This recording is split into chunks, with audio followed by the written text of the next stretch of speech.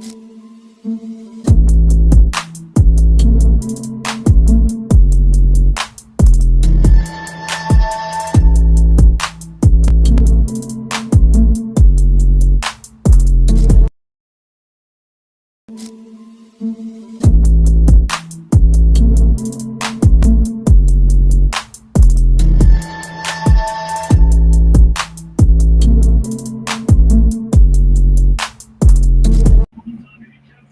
what's going on, Pats Nation? Welcome to another edition of the Kings Pats Patriots podcast. We got football tonight, Thursday, the preseason Hall of Fame game. We got the Los Angeles Chargers going up against the Detroit Lions. So keep in mind, no stars going to play this game. You know, it's the first preseason game, so it's not going to be a lot of starters in this game. But we're still going to talk about it a little bit. Also got special guest Culture Shock from the Indianapolis Colts. We're going to talk tonight about some Indianapolis Colts. Small market team. You don't get a lot of publicity the Colts do, but we're going to talk about them tonight. So let me go ahead and bring him in. First off, also make sure y'all hit that like button. Make sure you subscribe to the Ken's Pats Talk YouTube. And make sure you are sharing the content. What's good with you, bro? Hey, what's going on? Good, man. Good, man. What's new with you? Nothing In a much, minute. Yeah, it's been a while. Getting ready for the football season's right around the corner. We're preparing. It's gonna be a roller coaster of a year, but we ready. Yes, sir. We don't play all this year, so but we still gonna do a show tonight, man. The Colts, y'all went 8-9 last year. What, third in the AFC South? Plenty of talent on that team, but what would you say happened? I mean, I know y'all got injuries. Anthony Richards is supposed to be the future, whatnot. I know y'all got the quarterback battle, which we're going to get into shortly. But what you think happened last year? Because talent isn't an issue. I like the coach y'all got in Steichen. I like the coach y'all got in him. I think you got to get the quarterback position. Got to get the quarterback. See what's going on with that competition. Get the quarterback position figured out. And I think y'all can do some things. What you think happened with the coach this past season? 8-9. Yeah, I would say it had a lot to do with inconsistency on both sides of the football. A lot of drops, a lot of inconsistency from the quarterback position. The offensive line was banged up. Defense had the talent, but just couldn't figure it out. A lot of missed tackles. Chemistry wise, it just wasn't there. Of course, with the defensive change of the coaching staff, it's going into this season. Got some new additions as well because we were lacking a lot of depth going into the season. A lot of changes went off in the offseason this year, so I'm expecting it to be a little bit change. Of course, you got a lot of players battling for position, battling for spots, especially at the QB spot. So, there's an open opportunity for anybody. So I think last year they opened up a lot of eyes and they realized that, there's a lot of work to be done. So hopefully they lock in this offseason and get ready for the season. What did you think about your draft this year? Y'all did get Tyler Warren out of Penn State. I like him. I want New England to draft him, just not at number 4. I want to trade back and get him. I like the Tyler Warren coming out. He's a little bit of an older prospect. How has he been doing in camp? And what is your overall sense on the draft this year? How you feel about your draft? I think the draft was pretty solid, but the most important pick was the first pick, which is drafting the tight end. That was a position that we've been lacking for a few years actually. So the talent is there for Tyler. He's showing it off in training camps. It looks like he's been polished and prepared, and he just had that NFL body. So he's definitely been a pro ready for a while, and he finally got his pick, and he landed at a good spot, especially with Shane Steichen, who uses his tight ends often. So I feel like Tyler Warren's going to have a lot of reps going into this year, even though he's a rookie. But I feel like he's ready. Definitely, just got to gain that chemistry with the quarterback, and that pretty much makes up for going into the season, just having that chemistry and that bond with your quarterback going into this year. But he's been pretty much showing out all training camp. He's Yes, ready for some football, so especially with the pads on, he definitely has it. So I'm looking forward to it. But overall, the draft was pretty solid. But the most important was pretty much just filling the holes, filling the gaps, which was the tight end spot was the biggest gap. yeah, I like the offseason y'all had in the draft. I like the free agency y'all had. I like the thing y'all got Travaris Ward from the 49ers. How you feel about that pickup? Y'all been needing a corner for a few years now. You got what's the guy you got in the slot? Kenny Moore. Kenny Moore. You got more in the slot. I've always liked him. We actually had him in New England for a little bit, then we let him go. You got Travaris Ward, and I think Brents. Yep, we got Brent. I He think just this he could just be a went big down with year an for injury him. though. Huh? He went down with an injury in training camp. So Well, he's been hurt I since he came in the league. yeah, he's been battling injuries for a while. But having a CB1 finally on the roster is gonna expect some change, especially with Lou Anarumo coming in. He's gonna have these guys on the island pretty much battling. So it's gonna be a lot of traveling. He said he's gonna travel this year. But with the depth, it's way better than what we're used to seeing. Adding Tre'Davious Ward and then having Cam Bynum back there at the safety position, which is another addition from Minnesota. We wound up picking him up. It's going to be a different. I feel like it's going to be a different outlook and perspective on this year with the defense, especially in the secondary. Do you feel like Coach Stankin is on the hot seat this year? I think if you don't win this year, you can't be third individual, you can't be fourth. I know injuries happen. You got to get the quarterback position figured out. But do you think he's on the hot seat this year? I don't think so necessarily. I feel like everybody, with the new regime in hand, Yeah. I feel like everybody's in a position for change. I don't think he's on the hot seat at all. Like I said, the talent has to go out there and perform. Honestly, you can draw up the best scheme in the world, but if your players don't go out and execute, you can't really fault the coach for that. So I feel like he's been a good coach. He has a great mindset, a good mentality for football, a good leader as well. But the players just got to go out there and execute. So it's going to be interesting to see how the team, pretty much adjusts going into this year with the new coaching staff and things like that.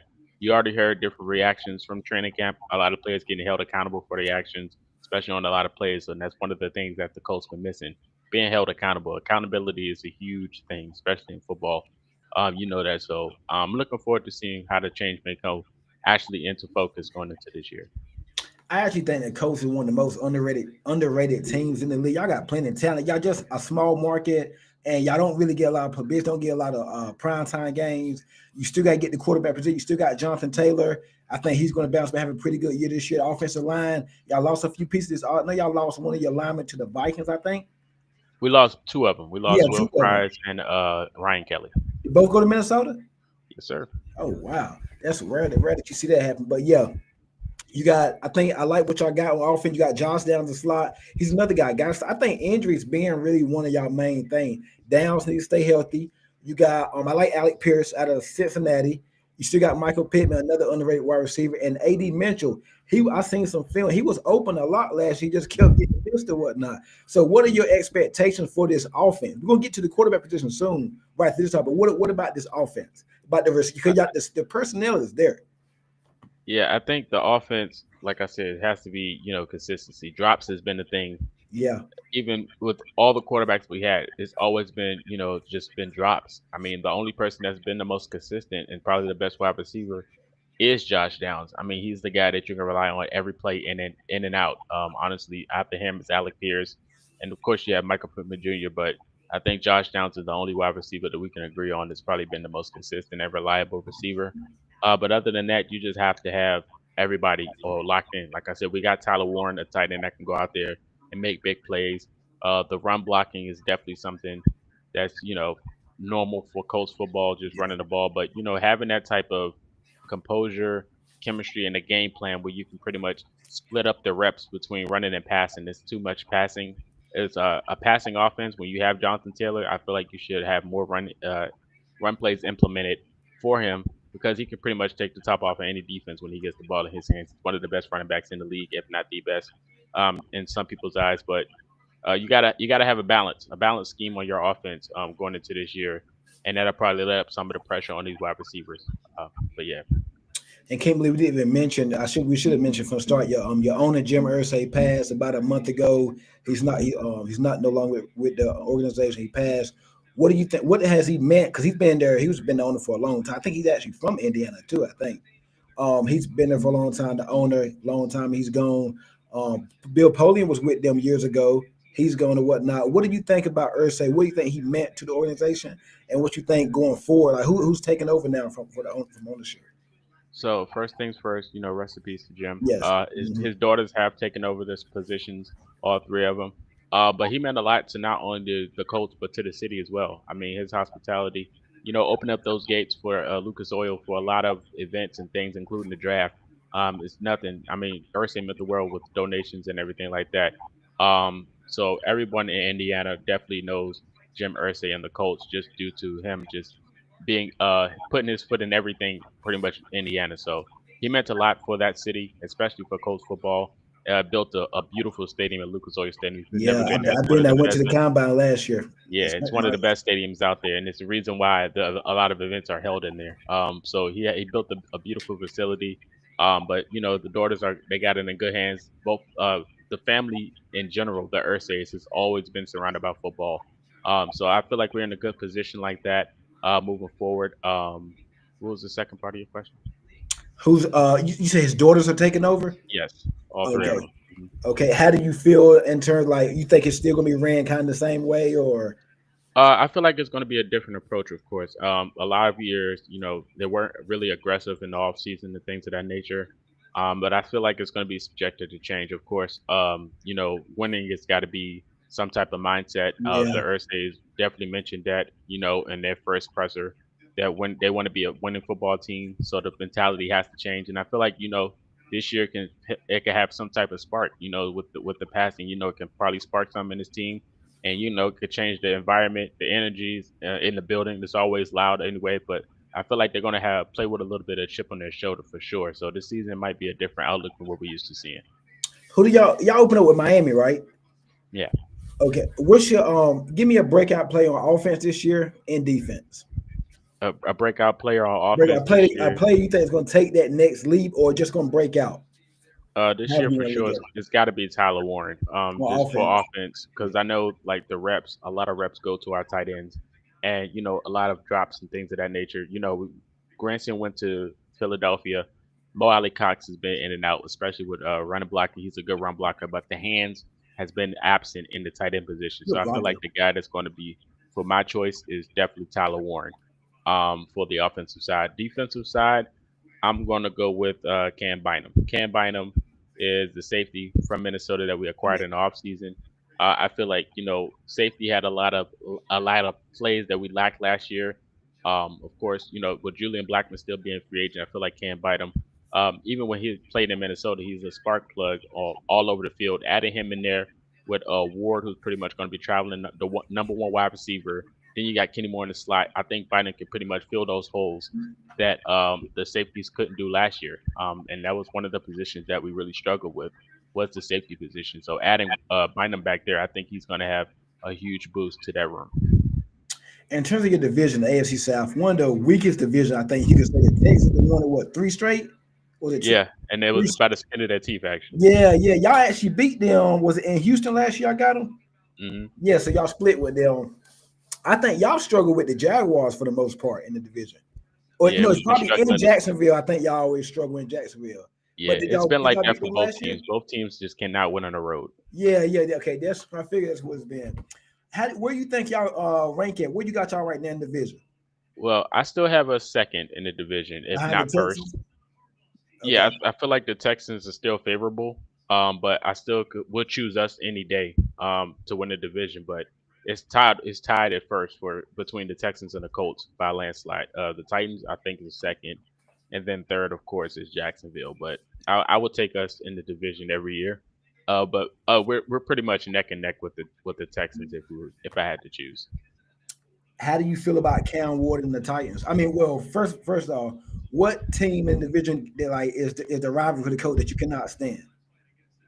It'll be the Titans Titans. for Okay. sure. Yeah, Well, that the sets us up Titans. for They always have this type of ego, like they've won something but won nothing. And it's just always been that way. So I have this disdain taste in my mouth whenever I see Tennessee. But whenever we play Tennessee, it's no problem. Honestly, so I'm confident when playing them. That's like my worst rival team in the division. which team in your division you think improved the most outside of y'all? I mean, you got the Texans. I think they had a real solid draft, getting the two boys for Mhm. hour. Jaguars obviously got Travis Hunter, and Titans got Cam Ward. I would go with the Texans still. The Yeah, Texans, they I like what Texans did. their draft process is incredible every year, and offseason they acquire players. They got EJ Speed from us. He went over there. So I mean, like with the quarterback position, they did the process right. They drafted their quarterback and built it around him. So every year they did nothing but have exceptional off seasons, and their play wise shows in the season. So I always got to tip my hat off to the Texans, regarding the process going into the season. Moving on to y'all quarterback battle. It's a big battle. Y'all signed Dan Jones in during free agency. I thought he was actually going to go back to Minnesota, but he didn't. I actually think the coach is a good spot for him. I mean, you're there. Well, you're not there, but you cover the team. You talk about the team all the time. Who's winning the battle right now? Who you expect to start week one in my well at home against Miami? To start week one, I'm going to go with Anthony Richardson to start, honestly. But to win the battle, training camp wise, I think it both been neck and neck, honestly. I think Um, I heard Richardson been doing good in camp. yeah, Richardson has been, has been improving day by day in camp, so he's definitely turned a lot of heads within the organization. But I think it'll be Richardson's job to lose, honestly. For both guys, both of these guys are playing for a position to try to keep a roster spot, especially with Richardson's contract coming up. He got to go out there and show pretty much the Colts that he's the person that they drafted. So both of these guys have definitely been, having a pretty decent training camp. But if I had to choose someone to start for Miami, I say it'll be Anthony Richardson. You think this probably it for Anthony Richardson if he loses the battle or if he wins, but he just struggles during struggles the season? Yeah, if he struggles, it's going to be hard for him to try to get a roster spot, or having a contract he's asking for. I don't think it'll be the contract he's used to seeing or wanting to see. But like I said, honestly, if anything, he'll definitely find a spot elsewhere Yeah, he'll get a in the NFL. But his time at Indianapolis might be coming to an end if he doesn't show up this year. I think the worst thing y'all could happen is Anthony Richardson lose the battle. Daniel Jones comes in. He's just good enough. Y'all win 7 or 8 games, and then y'all can't get a quarterback next year in the draft when it's a good quarterback class coming out. So, do you think if Anthony Richardson struggles, Daniel Jones probably not going to be the guy? Y'all gonna be looking at quarterback next year in the draft, or you just Uh, gonna? Definitely, it should be the top of the chart should be getting a quarterback if anything. Daniel Jones on 1 year deal, Richardson's pretty much on his contract, so he's gonna have to show up. If not, we got to start from scratch. All right, man. Before we get you, hey, make sure y'all, it's a few y'all in here, hit the like button. I don't care if you like the Colts, the Patriots, or any NFL team. Hit that like button. Make sure you're sharing the content, please. And make sure you are subscribed to the Kansas Past on YouTube. Also subscribe to Culture Shock. Drop your tags. Culture Shock.